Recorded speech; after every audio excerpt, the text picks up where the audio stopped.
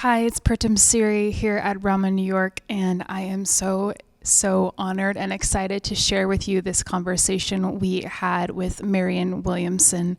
Marianne Williamson is an iconic spiritual teacher, a multiple times best-selling author, a political activist, and a leader leading in and ushering in the new age of consciousness with us on the planet. So this conversation we had here encompassed all the current pressing issues of our time. We had a Q&A with the audience. We asked her about all the important topics, political activism, why we're participating, why people are not participating, what she's most focused on now. And Marianne Williamson ran for presidential candidate of the United States in 2020, and she's running again now as a Democratic nominee in 2024. So please listen to her and what she has to say. Enjoy. Well, it's such an honor, Marianne, and I know that you and our late great teacher and founder Guru Jagat were very dear to each other's hearts. So thank you deeply for being very good to me when I in my political. Yeah, she was great. Thank you. I'm going to ask her some questions, and then we'll pass her on a mic and open it up to the audience here. So many things to discuss, but it feels like there's an overwhelming amount of polarization happening in the country right now in 2023, and I'm wondering, with your great career, if you feel that, no, it's always been this way. It's always been this left versus right, right versus wrong, intense fear, or is this something that you feel is increased at this moment in time now? I think what's important now is how much it was artificially created by media sources, which found they could get more of an audience through a kind of adversarial. There's a book by a man named Matt Taibbi called Hate Inc., and it talks about how Roger Ailes started it, and then people on the left discovered that it was also something that could get audience members, and all of a sudden it became popular entertainment to argue and to fight. I remember when Clinton was president, he was going through all of his impeachment drama. I was with Dennis Kucinich, and I was at the Capitol in Washington, and we were going upstairs to have lunch in the Capitol dining room. And at that time, Lindsey Graham, who is the senator now, was a congressman. And he was one of President Clinton's main critics. And he was all over television attacking President Clinton. So the elevator door opens. I'm standing there with Dennis, and the elevator door opens, and there's Lindsey Graham. And Lindsey Graham and Dennis hug each other. Hey, how you doing, Dennis? Hey, how you doing, Lindsey? And they're like bros. You know, they're all good friends. And I got in the elevator. And I'm like, and Dennis says, what's with you? And I said, oh, Lindsey Graham. I mean, he's on television every night. Just blah, blah. He said, oh, Marianne, that's just theater. That's just TV. He's great. We work on a lot of things together. And I'm like, wait a minute. So you're saying it's not really that way, but they just poison the airwaves with it. You know, so then we have to take that in. It would have been better for the American people to see that Dennis and Lindsey were good friends, right? And it's worse than that. Not only is it about media sources and others who ended up knowing that their power and or money lay on increasing that dichotomy, it's also a way to distract people from the actual dichotomy. The actual dichotomy is not right versus left. The actual dichotomy is the powerful versus the powerless. The actual dichotomy is those who have capital and access to more capital versus those who are just struggling to get by. So it's one of those don't look up phenomena.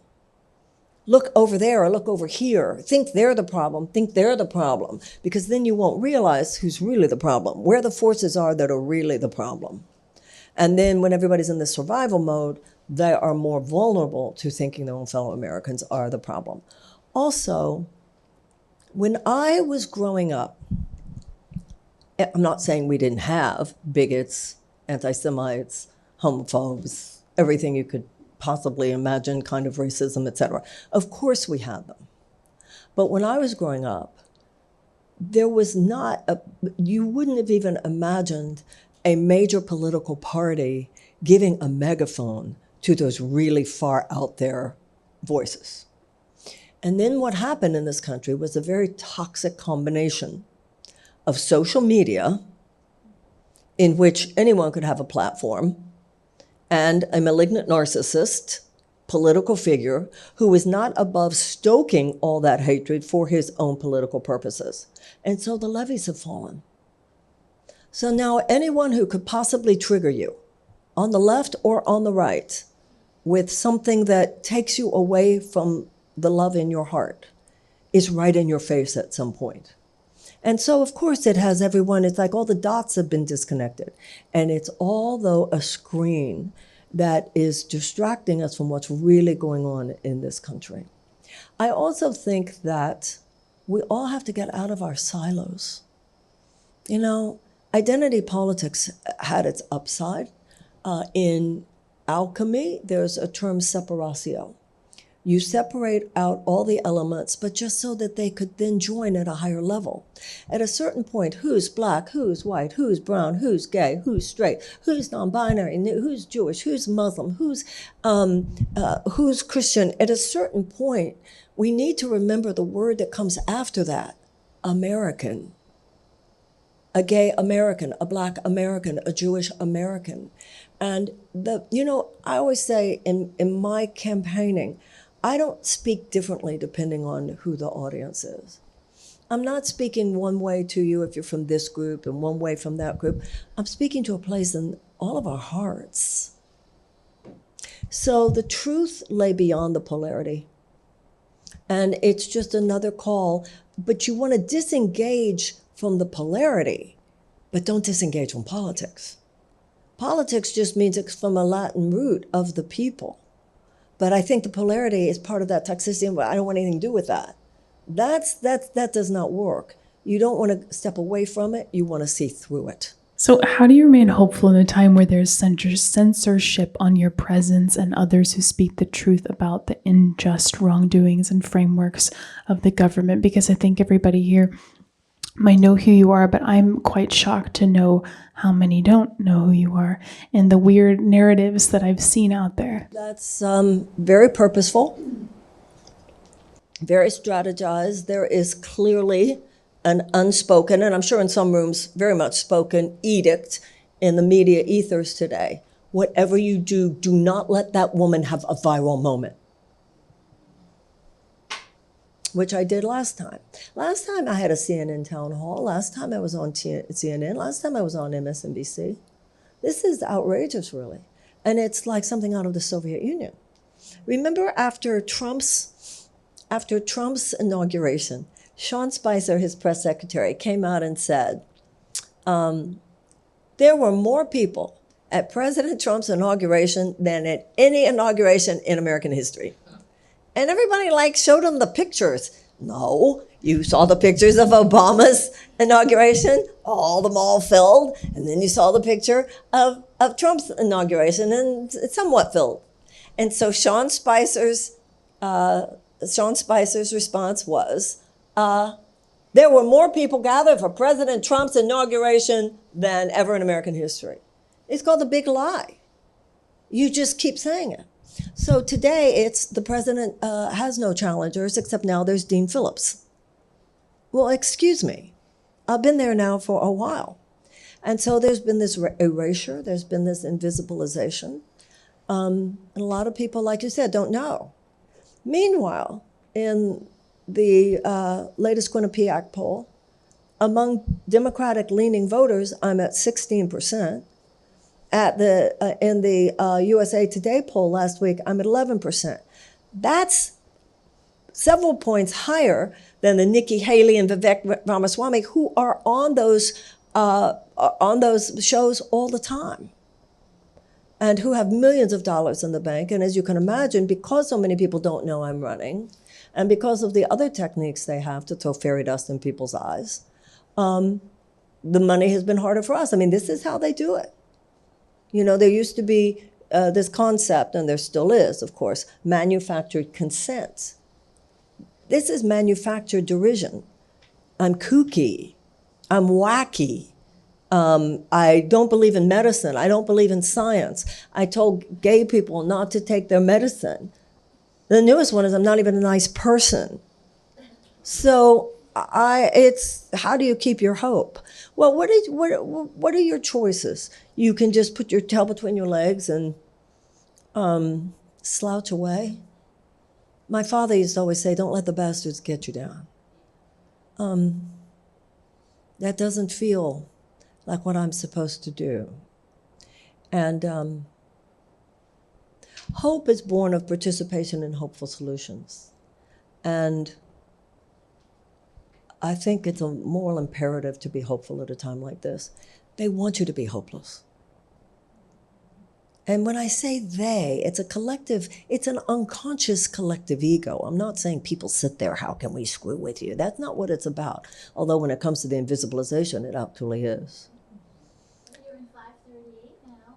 Huh?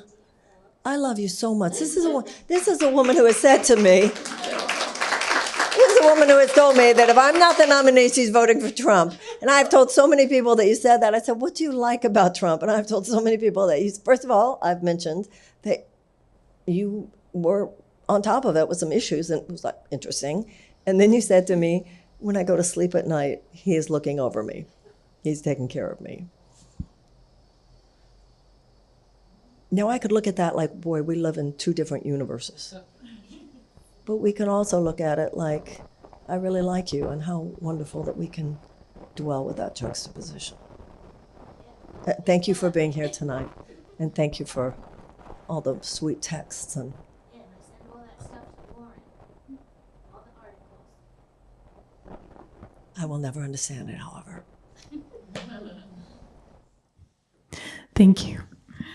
Okay, how do we get from a place of funding wars to funding education or healthcare? If the corporations are calling the shots, as president, how do you gain power to dismantle this machine? So we do not have, obviously we have had wars in the past. Some would argue now, certainly in the past, that's irrefutable, that had more to do with profit making for huge defense contractors, the proverbial military-industrial complex, than it had to do with any right use of military power. That we know. So those wars made money. There is in Washington what's called the blob, the forever war machine, and obviously we need to cut the head off that snake. When it comes to health care, institutionalized insurance, greed of the insurance companies is why we don't have universal health care. Now, the president does not have a magic wand, and you don't want the president to have a magic wand. That's not the way we work in this country. We have three co-equal branches of government. Anytime you elect a president, you know that you're listening to that person's vision, and that person is saying, if given the levers of power, this is what I will seek to effectuate.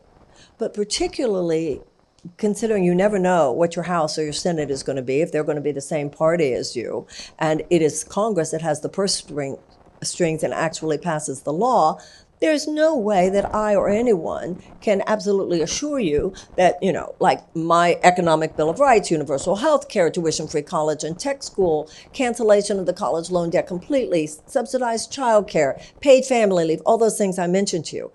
I'm not saying, nor are you unwise enough to think that I'm saying, that you send me to Washington and we'll have all those things within 6 weeks. That's not what goes on here. It means that I will go to Washington. The first thing I will deal with is called agency capture.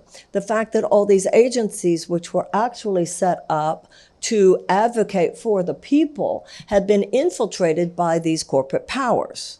For instance, when I'm president, if you make me president, the defense secretary will not be a former board member at Raytheon. And people from big ag will not be leading the agricultural department. And people from big food will not be at the FDA, et cetera. That's number one. Number two, the president has, as I mentioned with Franklin Roosevelt, sets the moral vision for the country. You seek to harness the better angels of people, but also hopefully the better angels of Congress people, not all of whom will agree with you. I would be terribly attacked, much as Franklin Roosevelt was. They'll call me a socialist and they'll call me a dictator, all those things they called him. He called them the economic royalists. And that's what they are today. And he said, I welcome their hatred. Another thing there is I'm only running for one term. I'm only running for one term. I'm not one of them. I'm not like afraid they're going to take away my seat on the Appropriations Committee. I'm not afraid they're going to primary me. I'm not going in and going to listen to somebody say, we can't do that again because then you'll never get reelected if you do that. No. You go in for one term. I think of it as kind of like giving this country a chiropractic adjustment. This government needs its heart back. And the people of the United States, when it comes to politics, needs our spine back. And I think I can help with that. And then the third thing the president has is the power of executive orders. You don't want to govern by executive orders, but you would have them in places where they don't go along and the president still has the executive order. I'll give you an example with what you were referring to. We have 800 military bases, 800 military installations anyway, around the world in 80 countries. Why? Now, some of them make sense. Some of them have to do with guaranteeing safe travel for commerce and so forth. Some of them are simply a legacy of the Cold War, and they do nothing except continue to make money for the defense establishment. The president cannot unilaterally close a military base inside the United States, but of those that I just mentioned, I absolutely could. I could just start closing them. So the president, don't kid yourself, the president has a lot of power. There are a lot of things the president could not just unilaterally do, but there are a lot of things that the president could unilaterally do. And the last thing I think when it comes to someone like myself is the bully pulpit. I will be, if you give me this job, as authentically blunt about the truth as I understand it with you when I'm president as I am as a candidate. The whole political establishment is based on this kind of Wizard of Oz thing. I don't want to go to Washington and become a Wizard of Oz. I want to go to Washington and tear down the curtain. And I don't want to go to Washington. You know, sometimes a politician will say, send me to Washington to fight for you. My idea of a good time is not spending 4 years fighting for you. That's not even the way I think. But I'd love to go to Washington and co-create with you a new chapter in American history. Right? Thank you. But at this point, don't kid yourself. At this point, we are going to have to, each and every one of us, be part of the initiation of this season of repair. A big mistake we made, and to be honest, it should never have gotten this bad. We took our eyes off the ball. We thought, well, I'll show up to vote, every 2 years. I'll vote every 4 years. And then somebody's taking care of it. Well, yeah, they really took care of it.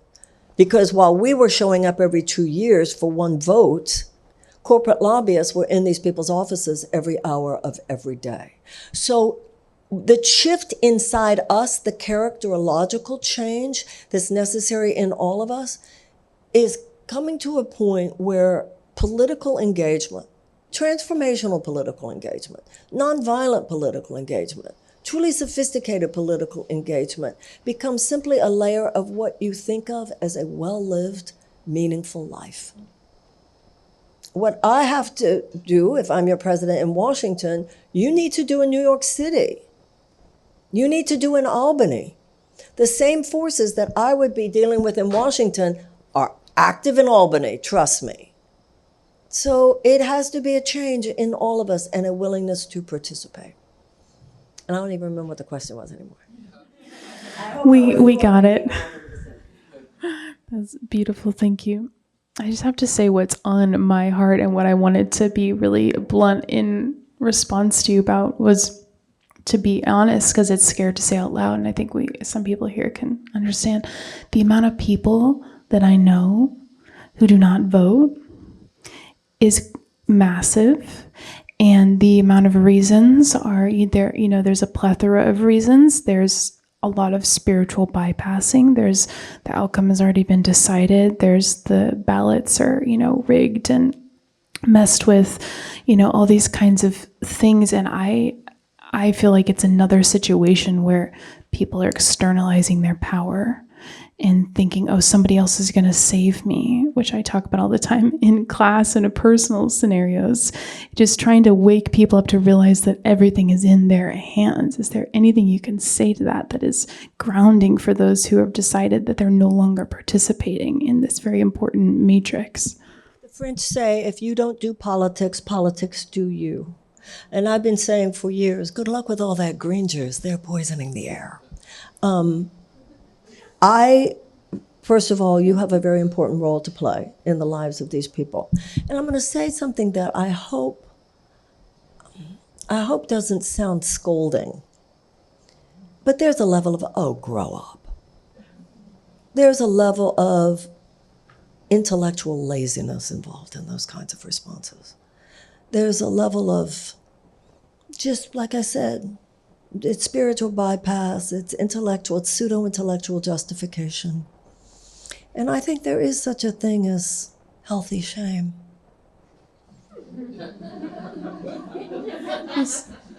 How could you? How could you at a time like this? The side eye, yeah. Thank you. At the very least, please don't tell me you think that's spiritual, okay? There is no spiritual or religious tradition that gives any of us a pass on addressing the suffering of other sentient beings. You know, when my career began in 1983, AIDS was bursting onto the scene right away. So my career in the spiritual circles was never without a serious recognition of human suffering. And then capitalism got to this field, and it became so conveniently disconnected, and I'm sure you see this in your own work, conveniently disconnected from what any spiritual tradition would call spirituality. I mean, if spirituality is the path of the heart, that doesn't just mean your heart. I remember I was going to this place once, and there was this big sign that said, love yourself. Well, listen, Louise Hay was a friend of mine. I get it. And self-love is important. However, for those of you who think Jesus was even a great teacher, he didn't come to the earth to say, love yourself. There's a love one another here. We have the highest poverty rate in the advanced world. We have the highest child poverty rate. Do you know over 30% of Americans report regularly skipping meals? Regularly skipping meals. There are 1.3, because they can't pay their rent, 1.3 million Americans live with rationing their insulin, which you don't have in any other advanced, even country. They have universal health. What? People rationing their insulin? There are people who are deciding whether to pay. I actually talked to this woman once, and it was between her insulin and her rent. And she said, well, even if the kids are living with me in the car, if I have my insulin, at least mommy's alive. I have met families who, how did this go? What was it? See, we have a lot of people who are homeless, but who work full time. So there was this one couple I met, and they actually were working, and you just couldn't even believe the evictions. We had over 3 million evictions last year. So what Biden did, Biden said the COVID emergency is over, go back to your life.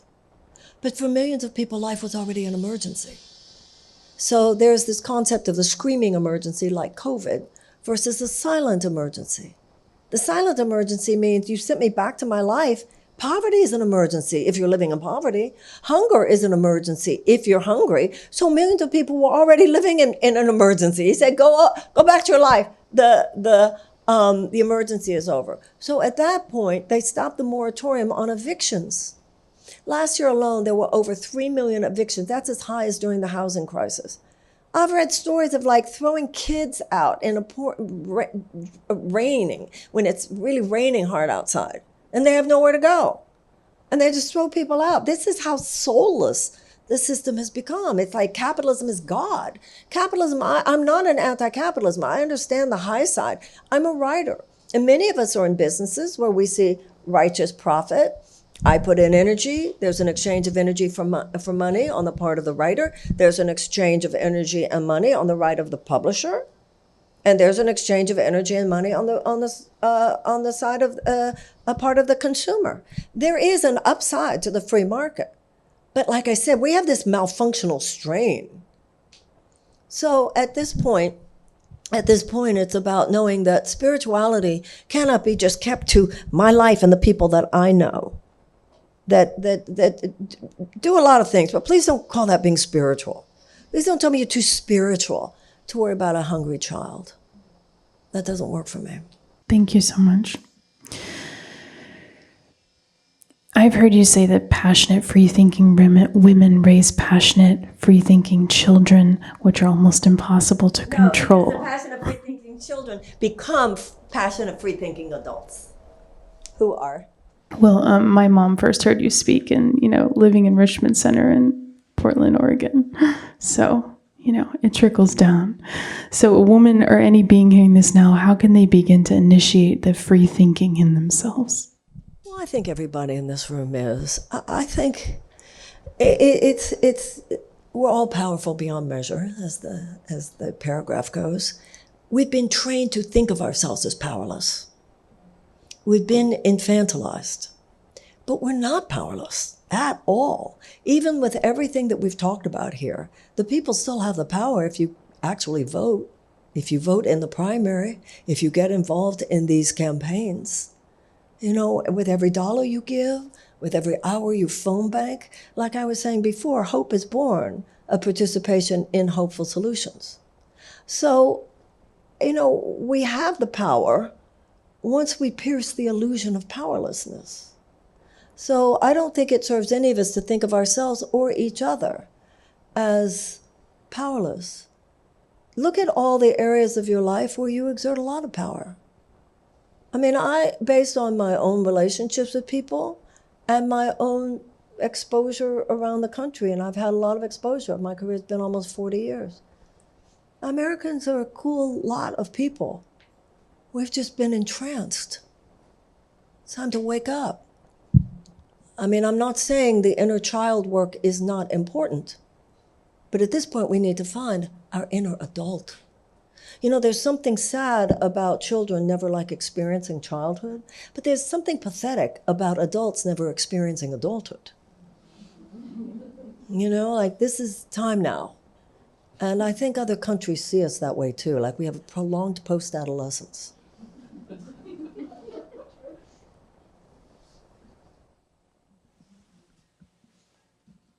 Thank you. Thank you so much. Okay, well, do you have any allies in politics who align with your goals? Do they look at you like an alien or goddess when you walk in the room? How does it work? No, they don't that. But I will tell you, in politics as well as everywhere else, including the spiritual community, there are a lot of closet Marianne Williamson supporters. I remember when I ran for Congress, this woman came up to me after the race and she said, "I voted for you." And I said, "Why are you whispering?" If I have had all this mud thrown at me so that I become sort of radioactive, people are afraid if they say, "I like her, I think she'd be the best, I'm going to vote for her." They're afraid of their being radioactive. And I'm telling you, it breaks my heart to see our community become infected with this obsessive brand protection. This capitalist thing that it's my getting more clicks and more customers comes before my principles, comes before my standing up at a time when we really need to stand up. A meaningful life is not a popularity contest. A meaningful life is, and believe me, I know, because that's why when people say, "Oh, she's just doing it to sell books," which is so ridiculous, because the way you sell books is to go on a book tour. Okay? And this field is one in which the way to be popular is to never mention politics. The way to sell spiritual books is just don't go there. So believe me, if I want to make a nice living and feel a lot of love and have a nice life, I don't mention politics. And so many people look at me like there's something suspicious about that. I think there's something like maybe a lot of us are doing things because something in us tells us it's the right thing to do. And that's what I think we need to call ourselves to right now. And it's what we need to call each other to. I mentioned that earlier. We've gotten too into like what's wrong in your life. We go through stuff, we do. And I think the journey of learning and growth and facing our stuff and all that is with us always. But there are a lot of hours in the day, and we began to pathologize everything. I mean, some of the things that, like American women, will tell you really have you so upset. Compared to a woman under the Taliban? What women in Afghanistan are going through? Oh no, we need to snap out of some things. I think we need to toughen up, buttercups. I really do. I think that these times are not ordinary. These times are very serious. And I think that we can't really feel good about ourselves right now, sitting this out. I think there's something really exhilarating about looking in the mirror and knowing that at least you were in there today. Thank you so much. And we'd love to open it up to the audience here. We're going to grab a microphone. And then if anybody would like to share, we've got a couple hands up here. Hello. I would like to know how you feel about the two-party system. And I ask, as you call us out to vote, that I agree, by the way, with every word that you've said. I didn't know you were running. I have your poem on the other side of my bathroom mirror. It's a good one to read in the morning. And I loved you mentioned the Clintons, because I, for one, got bombed by the Clintons for 77 days in Serbia in 1999. Literally with like our house shaking. Sister had nightmares for years. So for all of us who, and I've done revolutions, we overthrew Slobodan Milosevic, I was in the street. For us who would love to get involved in politics and know a lot of people that can get involved behind us, to be faced with a choice. What was that last thing you said? To be faced with the choice of Clinton versus the, the narcissist, malignant narcissist, or the current president versus the malignant narcissist. Right. And I do respect that not everyone here thinks of him as a malignant narcissist, so I don't mean to show any disrespect there. Yeah. So your question was about political parties, really. Correct? The two-party system that leaves you no choice for a change that you are advocating. Yeah. So George Washington, the political parties are not mentioned in the Constitution. George Washington warned us about them in his farewell address. He said that he feared they would become factions of men more loyal to their party than to their country. And boy, that's clearly happened. John Adams, second president, said he saw them as the greatest risk to democracy. In other countries where they have a parliamentary system, it's much easier for more voices to be heard. We have a dangerous situation today in that these corporatist forces that I've been mentioning are in complete control of one party and in control of the establishment leadership aspect of the other major party. Third-party voices have been extremely important in our history. Abolition came from the Abolitionist Party. Women's suffrage came from the Women's Party. Social Security came from the Socialist Party. All that having been said, we're living at a time when, for reasons that we all understand, it's kind of precarious, because there have been times when the third party candidate then threw the election for all intents and purposes. So I am not a fan at all, none of us should be, of the kind of unholy alliance that Democrats and Republicans formed over the last few decades, making it very difficult for independent voices to be heard. And I think the American people, the largest voting bloc is none of the above. The largest voting bloc is independent. So I think we will get there, where the Democratic and Republican parties are not dominant in terms of whether you want to play that particular roll that particular dice in 2024 is, I think, something that every individual has to answer for themselves. I'm more concerned with how, at least in the Democratic Party, the party is behaving. So the traditional role of the party is to stand in the background, until the voters have decided who the nominee is. And then after the voters have decided who the nominee is, the party comes forward to support the nominee. This year, the party doesn't even make any bones about it. It's overt. And it says, no, we're here with one mission, and that is to help President Biden get reelected. And because of that, they feel justified in suppressing other voices, namely my own. And it's a military, I always say it's a political media industrial complex. And it undercuts democracy, it absolutely does.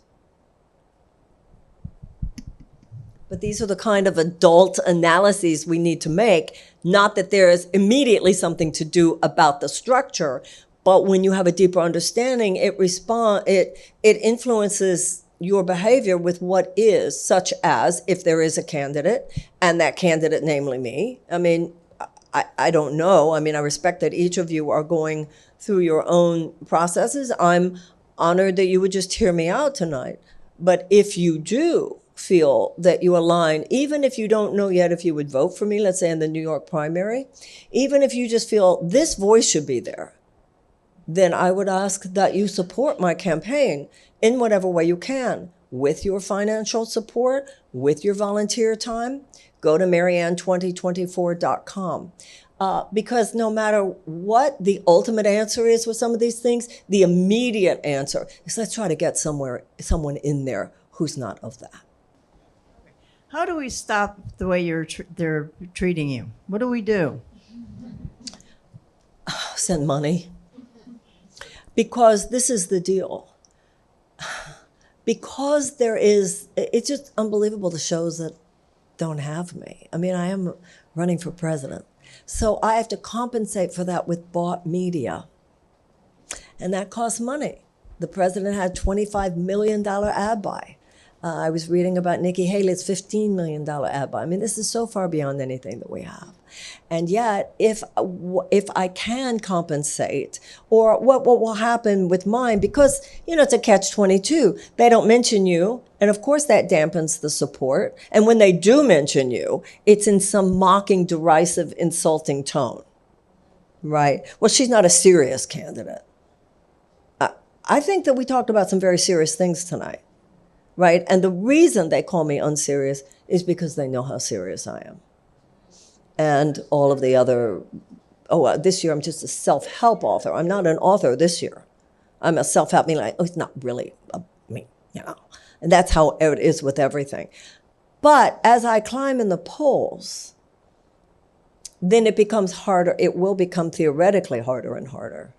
So your volunteer time, go to Marianne2024.com. Also on social media.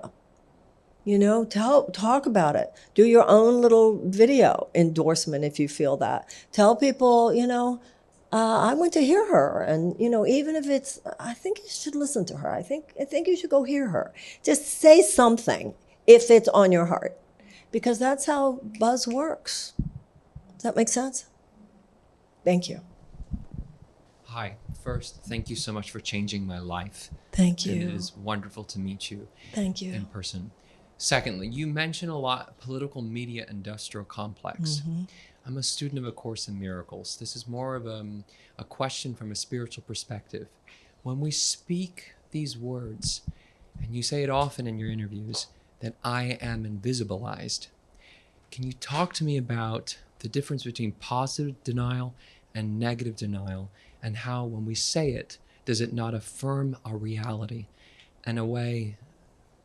It's not a judgment, but more so a place of, is that going to keep us there if we keep saying it? Yeah, well, you're right. You're absolutely right. And I, that's what I deal with in my own life. It's a painful dichotomy between the exhilaration of being out here talking to people in these primary states. I spent this last week, New Hampshire, Maine, Boston, being here with you tonight. There's something, Martin Luther King said, your life begins to end on the day you stop talking about things that matter most. So this to me is somewhat exhilarating. And then there's that other world. And in my own processing of this, I try to do exactly what you just said. It's not real. But I think you're right if I mention it at a place like this. I don't know the exact context it came up, but you're right. I should shut up about it.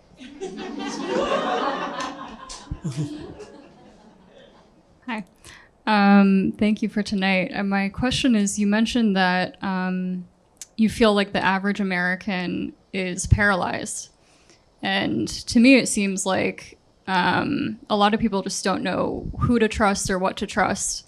And I guess I'm just curious about your feelings about that and just the flurry of information that's out there. Kind of how do we navigate that?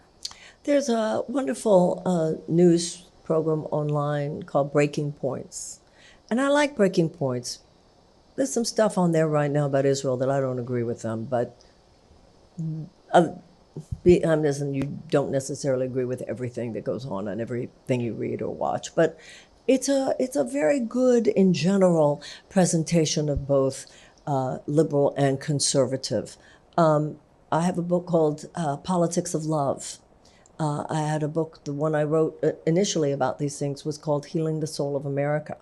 There's a wonderful book by Doris Kearns Goodwin called No Ordinary Time, which is about Franklin Roosevelt and Eleanor Roosevelt. There are so many books out there, just visit a library, visit a bookstore, read something about the founders, read something about American history, just see where your hand goes.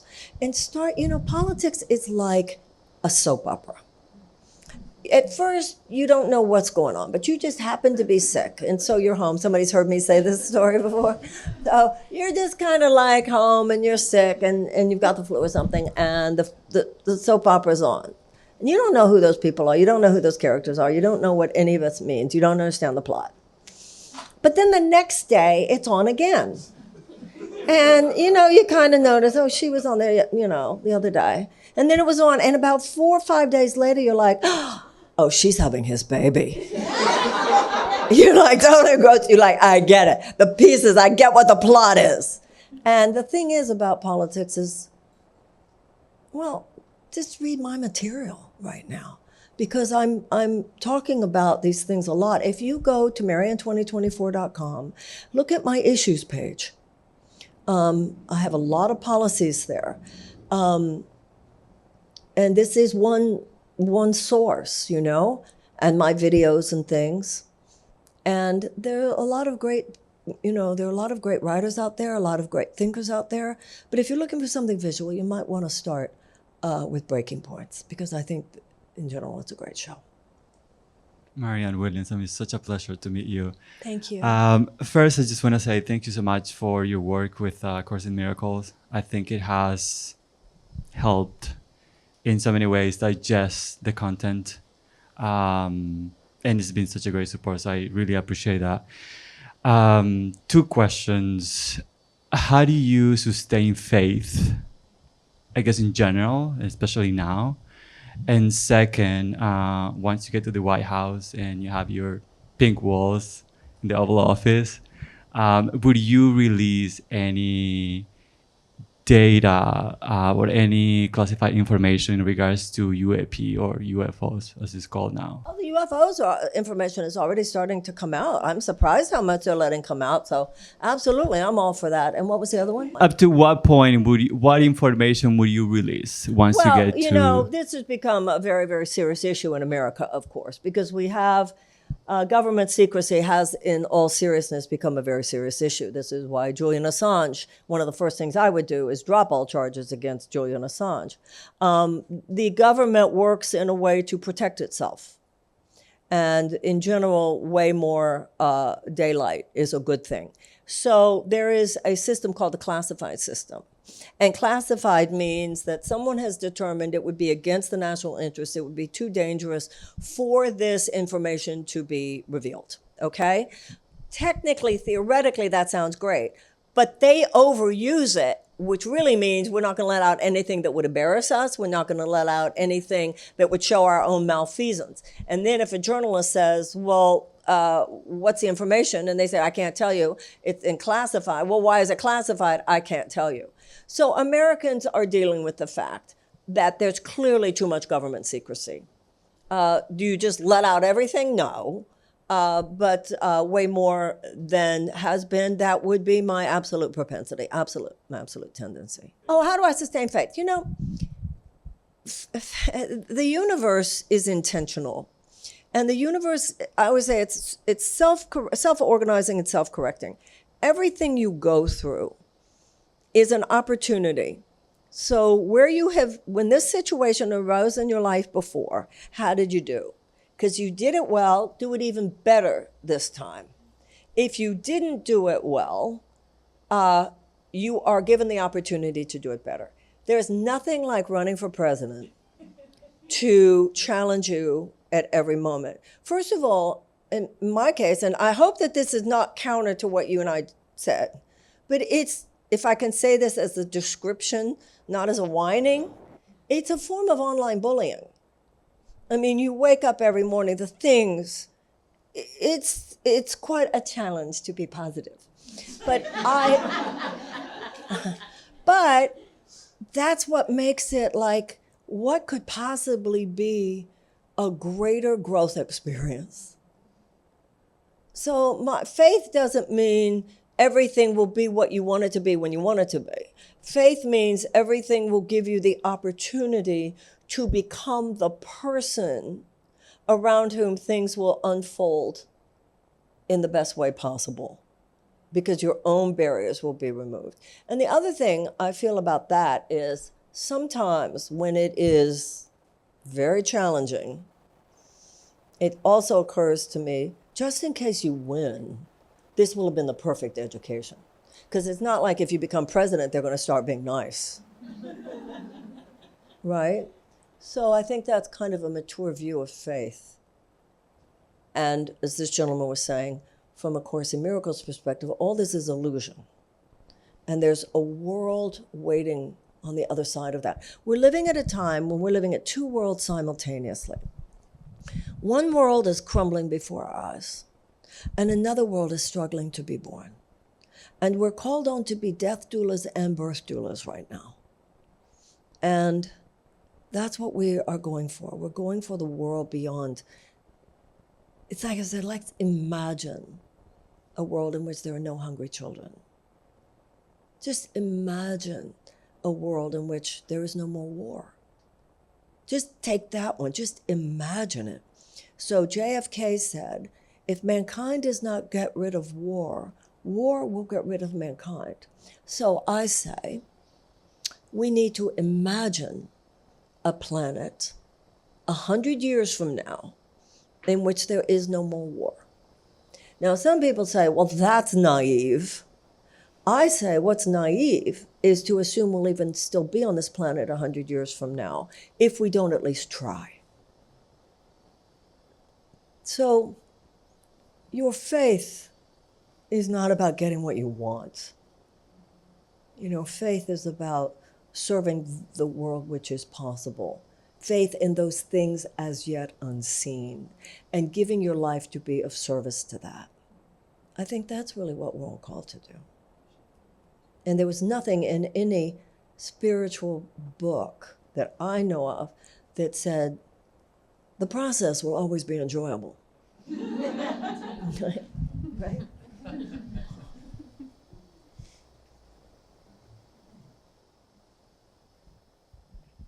Hi, thank you, Marianne. Thank you. I really appreciated that answer too about faith. It was really beautiful. Thank you. It seems to me one of the biggest obstacles to having a candidate such as yourself be nominated and elected is rallying voters to the polls in large enough numbers, especially demographics such as maybe young people. In this day and age, I think human beings are probably the most studied species on the planet. Studied.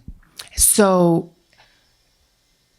there are systems and peoples, organizations that use the knowledge that they have, having studied our species over hundreds of years, and they understand what makes us tick, what makes us distracted, what keeps us from participating. We have distractions like never before. There's Yeah, I get it. so, historically speaking, younger people become involved in some capacity on issues of the day, but they tend not to go vote. When I was younger, I didn't really vote, even in the major elections. Now I do. I'm older, I have a child, so I pay attention more, but I also recognize the patterns. Okay. And so what would it take to rally people in numbers Okay. to I understand. elect a candidate So such as yourself? first of all, the pattern has already been broken when it comes to American young people. Young people today are voting for their lives, and they know it. The Democrats would not have kept the Senate had younger people not shown up in 2022. So young people have already shown, oh, they're here. Gen Z are not even 20th century people. And in my experience, do not understand, and I agree with them about this, why should they live their lives at the effect of bad economic ideas left over from the 20th century? When you think, for instance, of climate change, probably the very worst that could happen I'll probably be out before it happens. But that's not true of some of you. So I think young people are going to vote. I think it's kind of, they've already broken that pattern. That's number one. But we do have people that we should be very concerned about not voting. And it's people who have not received the promises of democracy. Franklin Roosevelt said we would not have to worry about a fascist takeover in this country as long as democracy delivered on its promises. If democracy was delivering on its promises, we would have universal health care. We would have tuition-free college and tech school. We wouldn't have any college loan debts. We would have subsidized childcare. We would have paid family leave. We would have guaranteed sick pay, and we would have a guaranteed living wage. So when you say, how do you get people out to vote? I don't know, maybe offer them something? Because if all you offer them is be very afraid of Trump. I actually heard Juan Castro say on CNN the other night, well, my recommendation to the Biden administration is to spend more resources reminding people what a bad president Trump was. I mean, it's the most ridiculous thing I've ever heard. That's not motivating. And there was a lot of that fear of him last time, actually. But it was more than that. It was, think of the people who showed up and stood in line for 7 hours. Why? They thought they were going to get a raised minimum wage, and they didn't. They thought they were going to get codified voting rights, and they didn't. They thought they were going to get legislation that would actually stand for police reform, and they didn't. That's how you're going to motivate people. Like, give them something that would actually better their lives. And let me tell you what it's not. What's not that? Telling them that the economy is good when for 80% of them, that's viscerally contradictory to their human experience. And number two, telling people that cannot even feed their children consistently that they should be excited about the CHIPS Act. And it's not telling people who cannot afford a car to be excited about the infrastructure bill. That's how we'll win in 2024, by actually proposing an agenda that offers a better life.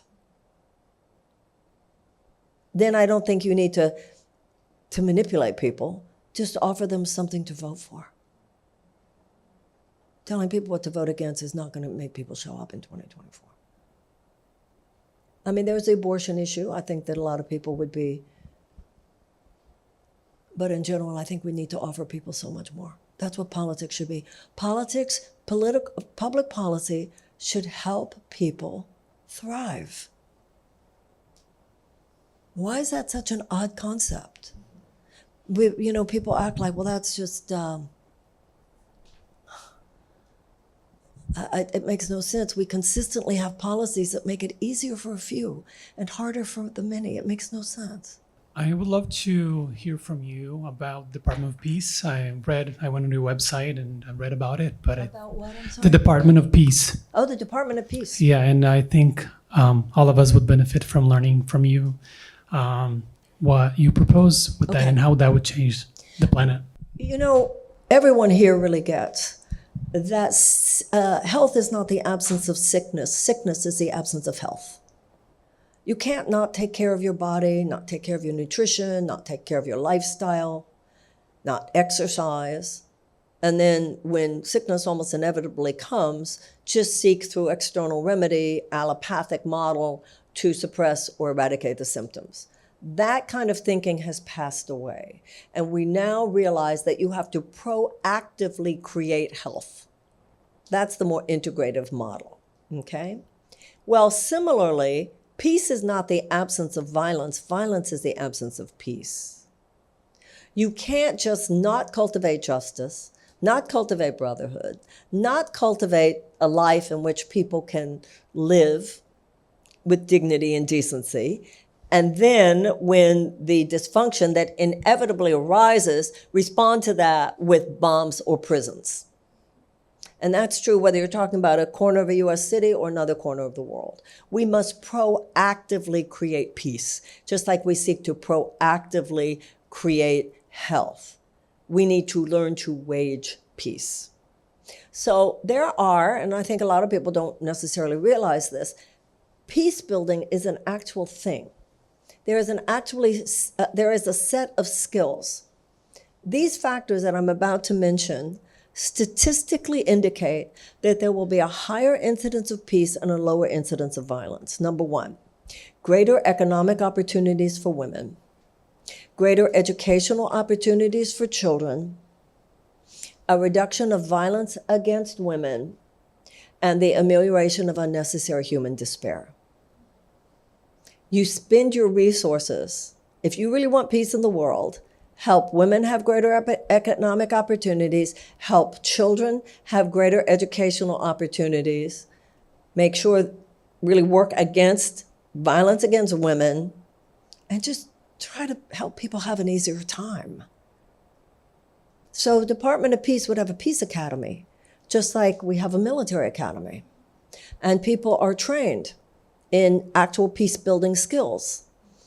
Just like we play war games, we should play peace games. Remember when I said before that we need to imagine a world at peace and then reverse engineer. And you have that whole, just like they do with war games, but peace games, where do we most need these resources? And there are things happening in the world today that make it very clear that there's a point there.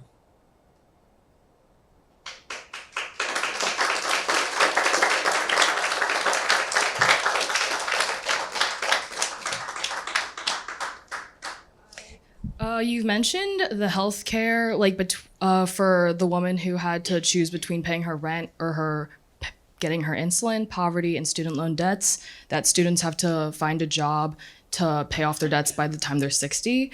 And I agree with you that a lot of the Gen Z population is going to vote for this term. And I just want to know that if we elected you, what would be your first actions towards the U.S.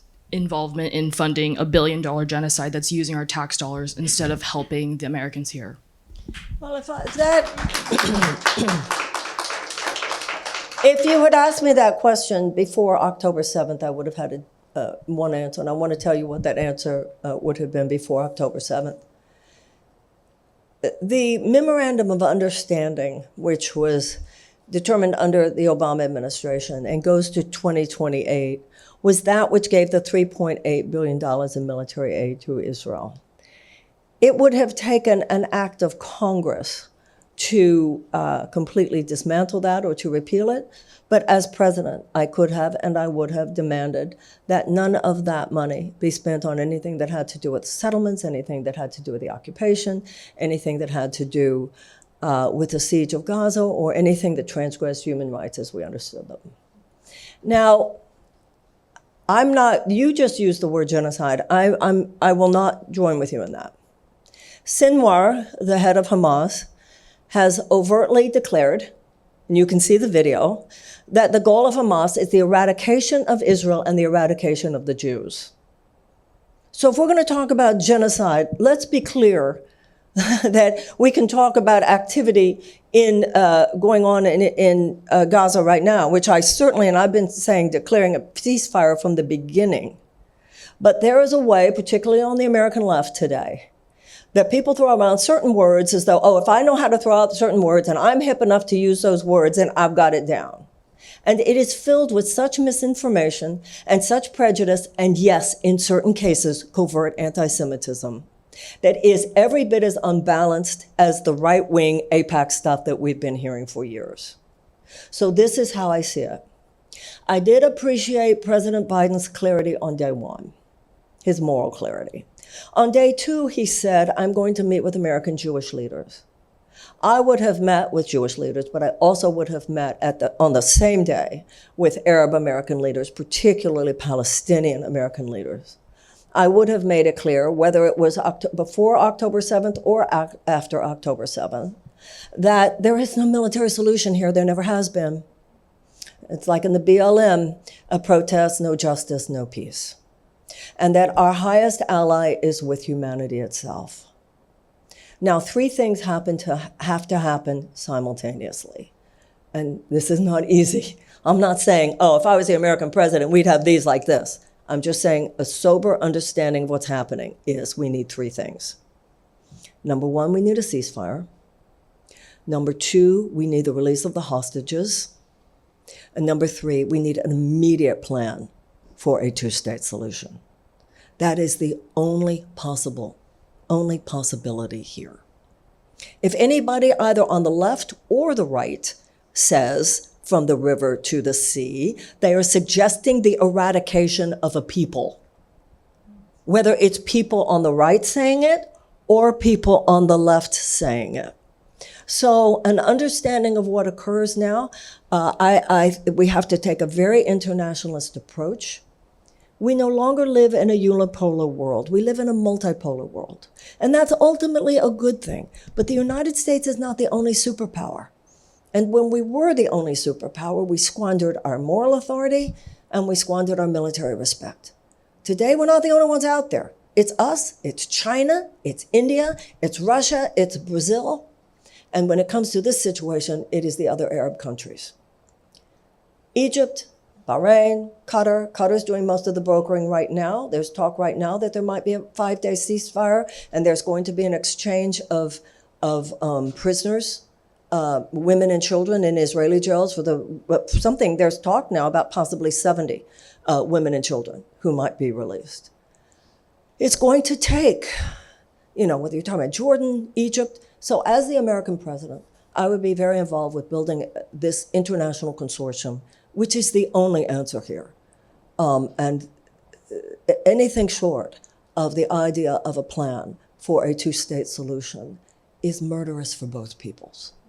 And I would try my best, and it would not be difficult because it's the truth of my heart, to make it clear that in my administration, anybody who thinks one side is all the good guys and the other side, their security is expendable, or thinks that the other side is all the good guys and their side is the security of the others and justice for the others is expendable, they're not those that I will be meeting with in my office. The people I will be meeting with, and the tragedy of this to me is that I know these people. I have known them there and I know them here. Something's going on this planet. I'm sure it's going on in this room. There is a new, if we were traditional Christians, we would say God is preparing his people. There's a new, some of them are young, but not necessarily young, but it's a new generation of thought. And there are people, and what's happening in Israel and Palestine is no different than what's happening here. There are people of enlightened consciousness. And they had been working together. The tragedy of what happened on October 7th, a lot of those people who were slaughtered were among them. That was a bunch of lefties. It was a rave, for God's sakes. So a lot of the people in Israel and Palestine, you've got Hamas as a complete terrorist organization, and Netanyahu is like a Trump. Netanyahu is the worst, Netanyahu, I'm sorry. He's been prime minister for 15 years. It's one of the most far right-wing governments. He has had no interest in what you and I would consider justice for the Palestinians. And for him to be in charge of what's going on now is deeply unfortunate. In the appropriate rooms, I would make that clear, that representing the United States, I do not see him as the partner that we need for this right now. Not that the US president can go just tell him what to do or tell the Israelis. The only last thing I would say on that is, I hope that everyone in this room remembers, not every Palestinian is Hamas, but not every Israeli is Netanyahu. In both peoples, you're talking about good people. And let's just let our hearts stay there. Let our hearts be there. Let us hold that thought, as Rumi says, out beyond all ideas of good and bad, right and wrong, there is a field, I'll meet you there. And that's where we have to be on this issue. And some of the stuff I hear on the right and on the left these days on this subject, it has nothing to do with a path of consciousness forward, and it has nothing to do with a political path forward either. Does that make sense?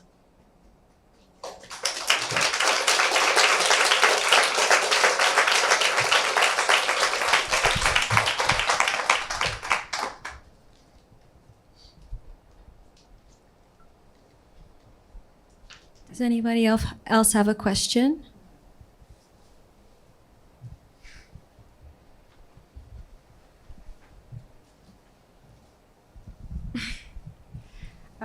Hi, I've been supporting you for a very long time, and this is the first topic that I feel you have been pretty balanced on. You're pretty strong in your opinions, which is why I enjoy you. But over the last few years, especially during Trump, there's a peak of racism and really just overall oppression in this country that I feel like is not being acknowledged by any politician, and specifically Native Americans. If you have anything to say on that, because no one seems to acknowledge and that. I hope all of you, as I said, will look at Marianne2024.com and see my policies, and you will see Native American justice on there. Absolutely you will. In 1864, most of the issues, when you talk to Native American elders today, the request, as you probably know, I stand for reparations for slavery, reparations for Black America. The Native American conversation is different. The Native American conversation has to do with weak, unfair, and broken treaties, right? Land rights, mineral rights, and water rights. So the first thing, in 1864, we promised back the Black Hills of South Dakota. We promised them to the Sioux, and it's time to deliver. And this would not disturb the government of South Dakota. This was a treaty. Secondly, we all know about the violation that has gone on for hundreds of years at this point of mineral rights, water rights, land rights, and so forth. Where this is playing out the most powerfully right now is on the issue of the pipelines. And I would definitely be siding. I think that you probably can guess that I'm not a fan of the abusive power that is exerted by big oil. And when it comes to those pipelines, I would very much be on the side of the denial of permits in all of those places. In fact, I wouldn't just be on the side. That's the power of being president. I wouldn't just be on the side of denial of permits. I would deny permits to the pipelines when it was a denial of these land rights and these mineral rights and these water rights. And there are many issues there. There's the murdered women, the indigenous murdered women. A little trivia quiz here, which I find fascinating. I'm sure somebody here knows. Do you know who the president was? American president who established the Bureau of Indian Affairs and said, it's interesting that they would have called it the Indian Affairs, who said that it is time for the indigenous Americans to have more of a say in what goes on. Do you know what president established the Bureau of Indian Affairs? Anybody want to guess? Richard Nixon. Isn't that interesting?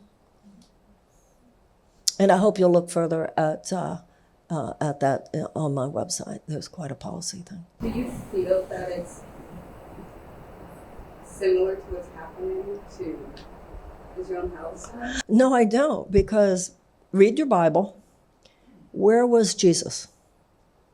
And Jesus was hundreds of years before Muhammad. So if you're actually going to talk the indigenous people, that's why that analogy is not helpful at all. Because if you really wanted to go there, I'm not sure that's where we want to go because the Jews were more the indigenous people. At this point, enough hundreds of years have gone by where both peoples have been there. This was not like Palestine was a country and a bunch of Western European Jews came and colonized it. That's simply not what happened. That is not the history. That is not accurate history. So, when the young man, I spoke recently in South Dakota. I don't know what's going there. I think it was a Zoom call. And this gentleman was talking much that way. And I asked him if he thought, why was he living in South Dakota? Why were you living in South Dakota? Don't you know for thousands of years the indigenous people were living here? I mean, some of that argument takes you to, well, I guess the Americans should leave this continent.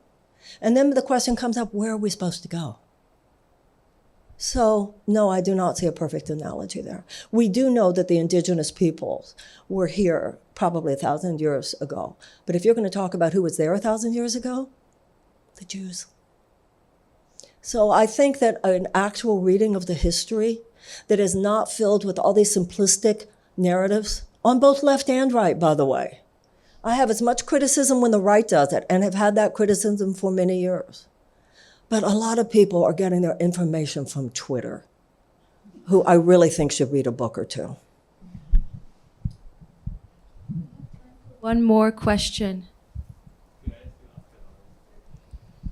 You already asked a question. Do you mind if we take a question from someone that didn't? Hi, Marianne. Great to see you. Thank you for running. There's an issue that I've never heard you address. It's called family policing. It's the child removal. This is a huge human rights issue in this city and all over the United States and all over the world, actually. Removal of children at a rate that is way beyond child abuse, where there's allegations of neglect. And it's addressed. There's a Human Rights Watch article about it. Today on Twitter, there's a campaign for Department of Children and Youth. Would you please address that issue? Thank you. Yeah, so you're talking about abuse on the part of Child Protective Services. Yes. Yeah, and taking children. Okay, so for the most part, correct me if I'm wrong, for the most part, that is a state issue. And if you have in New York State abuse by the Department of Child Protective Services, the President of the United States would have no jurisdiction there. Isn't that correct? What you're talking about specifically? There's a law, but I can't remember the name of the law, under, I believe it was signed under either Clinton or Obama, that actually facilitates this. But I have to find the information and I can send it to you. And you're saying, and please forgive me because I'm not hearing every word, so you're saying that children are taken too easily from the parents? Yes, at rates that are way beyond it. Yeah. It should, yeah. Yeah, I was telling you a story before about the couple who were working full time, but they couldn't pay the rent, so they had to move into a car.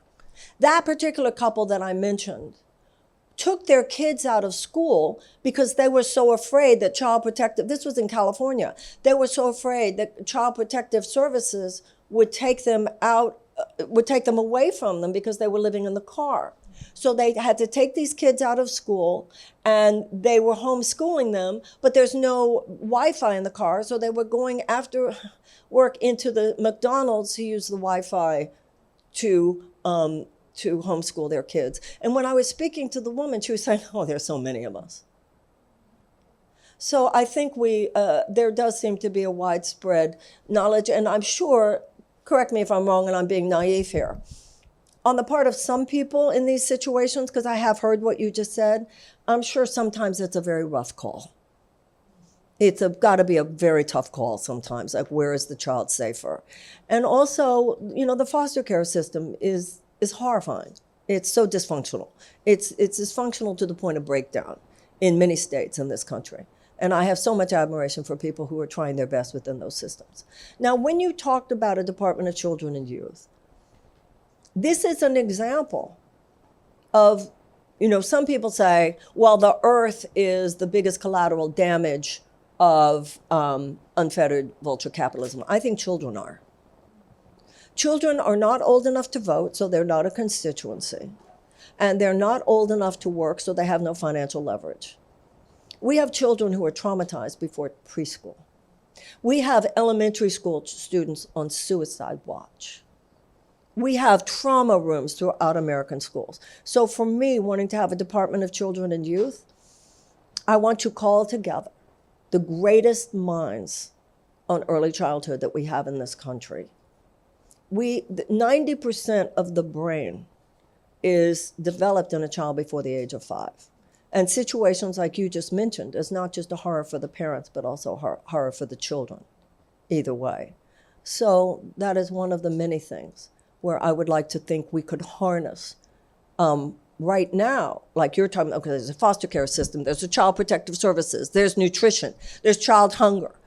There are so many areas, and it is consistently an area where the ultimate needs of our young children are neglected. Meanwhile, if you think we have a mental health crisis now, just wait until you have a generation come into maturity who, as elementary school students, prayed every morning they wouldn't get shot at school. If we want a thriving society 20 years from now, which is what I want for you, I probably won't be here, but for that thriving society 20 years from now, we need to take much better care of our 10-year-olds today. So anything having to do with children, we need a mother in the White House, and you can take that harder.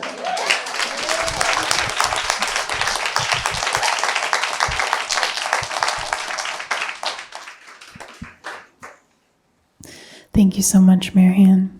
Thank you for being here. Bless you and bless your work. Thank you so much.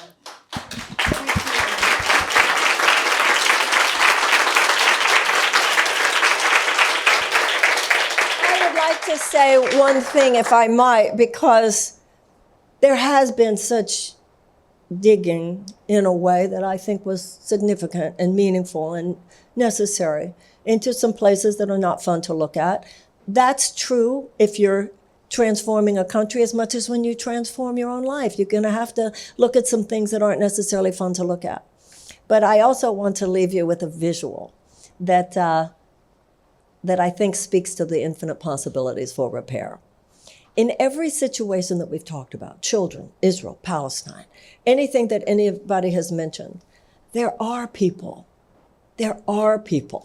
whose hearts and minds are filled with alternative possibilities. We have in every single area, including everything that's been mentioned here, people who are already demonstrating in their own behavior and in the best practices that they represent and so forth, the alternative, the peaceful way rather than the violent way, the way of repair, regenerative agriculture, all the different things having to do with energy, having to do with education. The problem we have is not that we don't have a lot of those people in the United States, because we do. I'm assuming some of them might be in this room. The problem is the people with the solutions don't have the power. And the people with the power too often aren't really interested that much in the people with solutions, because while those people with solutions represent the long-term sustainability of the planet, they might not have projects that represent short-term profitability for the corporate sponsors of those leaders. So when I think of a Williamson administration, I have a visual, and I want to share it with you and leave it with you. I'm standing in the Oval Office, and I open every door and every window, and I've scanned, and I know that people are out there, you who know how to rehabilitate prisoners when they come out, you who know how to rehabilitate the prison system, you who know how to come up with Israel and Palestine, you who know how to transform agriculture, regenerative agriculture, or whatever it is. And in this visual, I'm there, I'm at the open door and the open windows, and I say to everybody, come on in, we have it for 4 years. So join with me in that. Thank you very, very, very much. Thank you. Thank you so much. Thank you.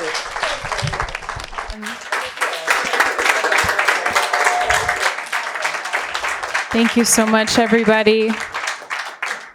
You can come say hello to Marianne. Thank you for coming to Rama. We have daily breath work, meditation, sound healing sessions in the heart of the Big Apple here. So join us. Satnam.